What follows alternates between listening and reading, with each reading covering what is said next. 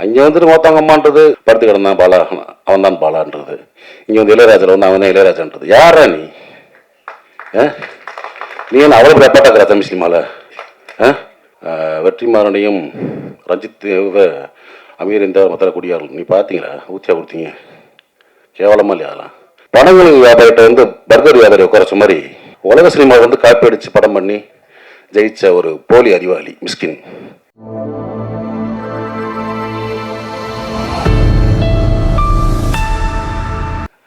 அனைவருக்கும் வணக்கம். இந்த மேடைக்கு நான் வந்ததுக்கு காரணமே சுசி தான், தப்பி சுசி தான். இல்லை தப்பின்னு நிறைய பேர் சொல்லி எல்லாத்தையும் தம்பின்னு கூப்பிட்றாங்க. இப்போ அப்புறம் வர அப்புறம் ஏன்னா நான் வந்து உங்களுக்கு தெரியும், நடிகரானதே நான் மகானாலில் தான் ஃபஸ்ட்டு. ஸோ என் வாழ்க்கை, என்னுடைய வாழ்க்கை தரம் ஒரு நடிகனா, ஒரு புகழ்பெற்ற ஒரு நடிகனாக வர்றதுக்கும் அதன் மூலமாக பொருளாதாரம் உயர்ந்து என்னுடைய கஷ்டங்கள் அனைத்தையும் தீர்த்தது வந்து என்னுடைய அன்பு தம்பி சுசி தான். ஏன்னா அதுக்கு முன்னாடி தெரியும், சுசிக்கு தெரியும் நான் எவ்வளோ கஷ்டப்படுறேன் அப்படின்னு தெரியும். பொருளாதார ரீதியாகவும் சரி, அதே மாதிரி ஒர்க் விஷயமாக ரொம்ப ஸ்ட்ரகிளில் இருந்த காலகட்டம். டக்குன்னு ஒரே படத்தில் மாற்றி விட்டாங்க லைஃப்பை. நான் மகனில் தொடர்ந்து வாய்ப்பு கொடுத்து, அதாவது நான் மகனோட கைவிட்டுறாமல் அழகசாமி குதிரை, ராஜபாட்டை தொடர்ந்து அண்ணனுக்கு அடுத்தடுத்து வாய்ப்பு கொடுக்கணும். ஏன்னா ஒரு நடிகனை வந்து ஒரு படத்தில் அறிமுகப்படுத்திட்டு அப்படி கைவிட்டுட்டா அடுத்தடுத்து மற்றவங்க கூப்பிட்ற கஷ்டமாயிடும். ஸோ ஏன்னா அது வந்து நீங்கள் பாலச்சந்திரன் சார்ட்ட பார்க்கலாம். ஒரு நடிகை அறிமுகப்படுத்தினா தொடர்ந்து வாய்ப்பு கொடுத்து மக்கள்கிட்ட வந்து அந்த ஃபேஸை அட்ஜஸ்ட் பண்ணிட்டே இருப்பார். ஸோ அந்த மாதிரி வந்து என்னையை வந்து தொடர்ந்து வாய்ப்புகள் கொடுத்து என்னை அட்ஜஸ்ட் பண்ணி என்னையை வந்து ஒரு நடிகனா இன்றைக்கி நான் நல்லா இருக்கேன்னா அதுக்கு வந்து எனக்கு மனசார சொல்லுவேன். நானும் என் குடும்பமும் எப்பயுமே வந்து சுசிக்கு நன்றி கடனாக இருப்போம். எப்போ கொட்டாலும் நான் வந்து சுசி அப்படின்னு ஏதாவது ஒரு ஃபோன் பண்ணி ஏதாவது ஒரு சின்ன கேரக்டர் ஒரு சும்மா வந்துட்டு போனால் கூட நான் போயிடுவேன். நான் அதுதான் முதல்ல எனக்கு ஃபஸ்ட் ப்ரிஃபரன்ஸ். ஏன்னா சுசியை வந்து நான் வந்து முதல் நாள் ஒரு அஸ்னேட்டராக வந்து ஜாயின் பண்ணதுலேருந்து நான் பார்த்துக்கிட்டு இருக்கேன். பேரன்பு மிக்க ஒரு அன்பு தம்பி, மிக திறமையான ஒரு இயக்குனர். அது சொல்லுவாங்கள்ல, சுத்தமாக தொழில் தெரியும்னு, அந்த மாதிரி சுத்தமாக தொழில் தெரியும். ஒரு டைரக்ஷன்னா நச்சுன்னு அப்படியே, அதாவது கன்ஃபியூஸ் இல்லாமல் இருப்பாப்ல ஸ்பாட்டில், நீங்கள் பதறவே வேண்டாம். அதனால இந்த படம் அவ்வளோ ஃபாஸ்ட்டாக முடிஞ்சிருக்க காரணமே அதுதான்.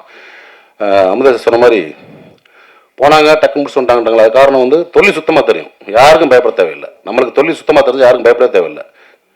கேமரா மாட்டேங்க வைப்பா தம்பி சாட்டு லென்ஸ் அதை பிடிச்சி அந்தளவுக்கு இதாக சொல்ல வரல, அந்தளவுக்கு க்ளீனாக இருக்கலாம். அதே மாதிரி என்ன வேணும், ஆர்டர் என்ன வேணும், காஸ்டியூம் என்ன வேணும், காஸ்டியூம் டிசைன் என்ன கலர் வேணும், ஸோ எல்லாமே சுத்தமான ஒரு தொழில் தெரிஞ்ச வேலைக்காரன் தான் சுசீந்திரன். ஏன்னா இவ்வளோ நாட்கள் தொடர்ந்து வெள்ளை கபடிக்குள்ளேருந்து இவ்வளோ நாட்கள் பயணப்பட்டு வர்றதே ஒரு பெரிய விஷயம். மீண்டும் வந்து அதே மாதிரி இப்போ வந்து 2K கிட்ஸ் வச்சு எடுத்த மாதிரி இன்னும் வந்து பெரிய பெரிய கதாநாயகங்களை வச்சு திரும்பவும் ஒரு பெரிய கம்பேக்காக வந்துடுவாப்புல. அதுக்கான அத்தனை தகுதியும் திறமையும் வாய்ந்தவன் தான் என்னோட அன்பு தம்பி சுசி.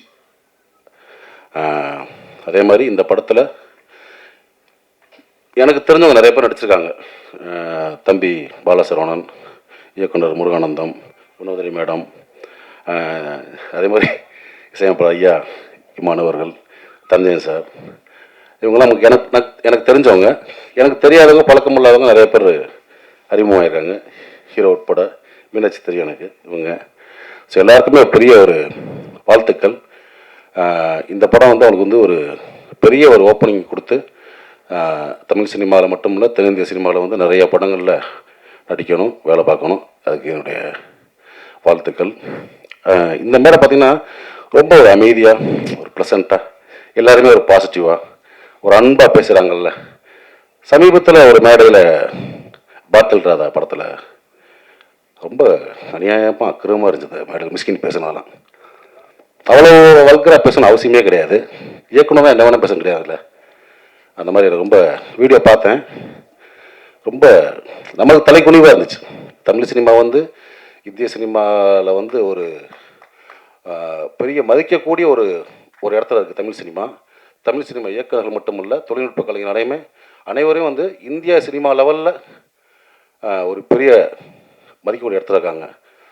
அதே மாதிரி இந்த மேடை இருக்குல்ல, ஒரு பிரசாத்தில் தேட்டர் மேடை, பல ஜாம்பவான்களை பார்த்த மேடை. தென்னிந்தியாவில் இருந்து மட்டும் இல்லை, இந்தியா முழுவதும் வந்து இந்த மேடையில் அமர்ந்து பேசிட்டு போயிருக்காங்க. எவ்வளோ functions, audio launch, trailer release, success meet, இந்த மாதிரி. ஸோ அந்த மாதிரி மேடையில் வந்து இவ்வளோ பத்திரிக்கையாளர்கள் நண்பர்கள் இருக்கீங்க, நீங்கள்லாம் பெண் பத்திரிக்கையாளர் இருக்கீங்க, நம்ம நண்பர்கள் நிறைய பேர் இருக்காங்க. அங்கே வந்துட்டு மொத்தங்கம்மான்றது பேசிக்கிங்க, வெளியே பேசிக்கிங்க. ஒரு மேடை நாகரிகம்னு ஒன்றும் இல்லையா? என்ன வேணா பேசுகிறதா? அவ்வளோ புக்கு படிச்சிருக்கீங்கன்றீங்க, அவ்வளோ படங்களை பார்த்துருக்கோம், உலக படங்களை பார்த்துருக்கேன்னு சொல்கிறீங்க, அவ்வளோ உலகம் போல அந்த புக்ஸை படிச்சுக்கேன்றீங்க. அப்புறம் என்ன அறிவு இருக்கு உங்களுக்கு? குறைந்தபட்சம் நாகரிகம் வேணாமா? ஒரு மேலே பேசுகிற பேச்சா? உங்களுக்கு பெண் குழந்தை இருக்குது, எல்லாத்துக்கும் பெண்கள், எனக்கு பெண் குழந்தை இருக்குது, ஸோ எல்லாத்துக்கும் இருக்காங்க. ஸோ மேடை நாகரிகம்ன்றது ரொம்ப முக்கியம். இந்த மேடை எவ்வளோ நாகரிகமாக பார்த்தீங்களா? யாராவது தப்பான வார்த்தை அதெல்லாம் கிடையாது. தம்பின்னு கூப்பிடுறது வேற. தம்பி நம்ம எல்லாத்தையும் கூப்பிடலாம், வாடா தம்பி, உட்கார தம்பி, எந்திரா தம்பின்னு. அவன் நம்ம அண்ணன் நினைக்கணும், அது முக்கியம் ரொம்ப. அப்படி உங்களை யார் என்ன நினைச்சா எனக்கு தெரில. எல்லாத்தையும் சகட்டு முடிக்க வாடான்றாரு, போடான்றாரு, உட்காருன்றாரு. இதை நான் இன்னைக்கு பேச நினைக்கல, தொடர்ந்து பல மேடைகளை பார்த்துட்டு வரேன் நான் மிஸ்கின் பேச்சுக்களை. சமீபத்தில் அண்ணன் பாலானுக்கு வந்து 25th இது இயர் கொண்டாட்டம். அங்கே பார்த்தினா அவர் என்னமோ பெரிய குடியார மாதிரியும் படுத்து கிடந்தான் பாலா, அவன் தான் பாலான்றது. இங்கே வந்து இளையராஜாவில் வந்து அவன் தான் இளையராஜான்றது. யாரா நீ? நீ என்ன அவ்வளோ ரெப்பாட்டாக்குற தமிழ் சினிமாவில்? ஒன்றுமே புரியல. ஒரு போலி அறிவாளி அப்படிதான் சொல்லணும். அதாவது அன்னைக்கு மேடையில் போனதால மிக திறமையான அற்புதமான நம்ம மண் சார்ந்த கதைகளை மட்டும் எடுத்து படம் பண்ணுற இயக்குநர்கள், அமீரன் ஆகட்டும், வெற்றிமான் சார் ஆகட்டும், ரஞ்சி சார் ஆகட்டும், பணங்கள் வியாபாரிகிட்ட வந்து பர்கர் வியாபாரி உட்காரச்ச மாதிரி உலக சினிமாவை வந்து காப்பி அடித்து படம் பண்ணி ஜெயிச்ச ஒரு போலி அறிவாளி மிஸ்கின். எதுக்கு இந்த மாதிரி ரொம்ப அநாகரிகமாக ஒரு மேடையில் வந்து ஒரு ஆணவப்பெல்லாம் சொல்லி பேசி ரொம்ப மனசு கஷ்டமாக இருந்துச்சு. ஏன்னா தமிழ் சினிமா இயக்குநர்களை நான் வந்து பெரிதும் மதிக்கக்கூடிய ஒரு கலைஞன். நான் எப்பயுமே ஒரு ஷூட்டிங் ஸ்பாட்டுக்கு போனாலும் சரி, இயக்குனர் என்ன சொல்கிறதோ அதை நான் வந்து அப்படியே கேட்டு நடிப்பேன். ஒரு பிளாங்க் பேப்பர் மாதிரி போவேன், ஒரு களிமண் மாதிரி போவேன். என்னை எப்படி வேணால் வடிக்கலாம், எப்படி வேணால் எழுதலாம், எதையுமே நான் பண்ண மாட்டேன். என்ன எங்களோட ஒர்க் பண்ண உங்களுக்கு தெரியும். அதே மாதிரி ப்ரொடக்ஷன் சரி மற்ற விஷயம் ரொம்ப அந்த டார்ச்சர்லாம் பண்ணக்கூடிய ஆர்ட்ஸ் கிடையாது. ஏன்னா நம்ம கீழேருந்து வந்திருக்கோம், ரொம்ப கஷ்டப்பட்டு ஒரு இடத்துக்கு வந்திருக்கோம். தமிழ் சினிமாவையும் தமிழ் சினிமா இயக்குநர்களையும் பெரிதும் மதிக்கக்கூடிய ஒருத்தன் தான். ஆனால் அந்த மேடை எனக்கு வந்து ரொம்ப அருவருப்பாக இருந்துச்சு. ஸோ மிஸ்கின் அவர்களே, நீங்கள் தம்பியாக இருக்கலாம், அண்ணன் இருக்கலாம், இல்லை என் ஒத்த வயதாக இருக்கலாம், சினிமா சொல்லுவாங்கள்ல, உங்கள் அம்மா எங்கள் அம்மா இல்லை சினிமாடான்னு, சினிமா இது. நீங்கள் வந்து ஒன்றும் ஒரு ட்ரெண்ட் செட் ஃபிலிம் பண்ணியெல்லாம் நீங்கள் வந்து ஜெயிக்கலை. குத்தாட்ட பாடல்கள், ரொம்ப சாதாரண கதையில் எடுத்தான்னு ஜெயிச்சிருக்கீங்க நீங்கள். சுசீந்திரன் மாதிரி ஒரு மண் சார்ந்த வெண்ணிலா கபடிகள் எடுத்தோம், அமீர் அண்ணன் மாதிரி ஒரு பருத்திவரன் எடுத்தோம், ரஞ்சி சார் மாதிரி ஒரு மெட்ராஸ் படம் எடுத்தோம், பாலான மாதிரி சேது படம் எடுத்தோம், பாலாசித்தல் மாதிரி ஒரு காதல் படம் எடுத்தோம். ஒரு கிழங்கு மாதிரி தோண்டி எடுத்து நீங்கள் படம் பண்ணல. வெளிநாட்டு படங்களுடைய முகத்தில் அதனுடைய ஷார்ட்ஸை காப்பி பண்ணி, சீன்ஸை காப்பி பண்ணி ஜெயிச்ச ஆள். ஸோ நீங்கள் வந்து ஒரு போலி புத்திசாலி, அதை நான் வச்சுக்கிட்டு பிறகு இன்னும் பல மேடைகள் நீங்கள் பேசலாம், கொஞ்சம் நாகரிகமாக பேசுங்க. ஏன்னா நீங்கள் உட்காந்துருக்க மேடைகளில் பெரும் கலைஞர்கள் உட்காந்துருப்பாங்க. அன்றைக்கெல்லாம் மேடையில் சொல்கிறார், வெற்றிமாறனையும் ரஞ்சித் அமீர் இந்த மற்ற குடியார்கள் நீ பார்த்தீங்களா, ஊற்றியா கொடுத்தீங்க, கேவலமாக இல்லையா? அதெல்லாம் எத்தனையோ பேர் குடிக்காமல் இருந்துடலாம், குடிப்பழக்கம் இல்லாத இருக்கலாம். மேடையில் எப்படி பொத்தாமவே சொல்கிறீங்க? ஏற்கனவே சினிமாக்காரன் கிளுகிளுன்னு தான் இருக்குது, பார்க்குற பார்வையே வேறு மாதிரி இருக்குது. இந்த மாதிரி நம்மளே தாழ்த்தி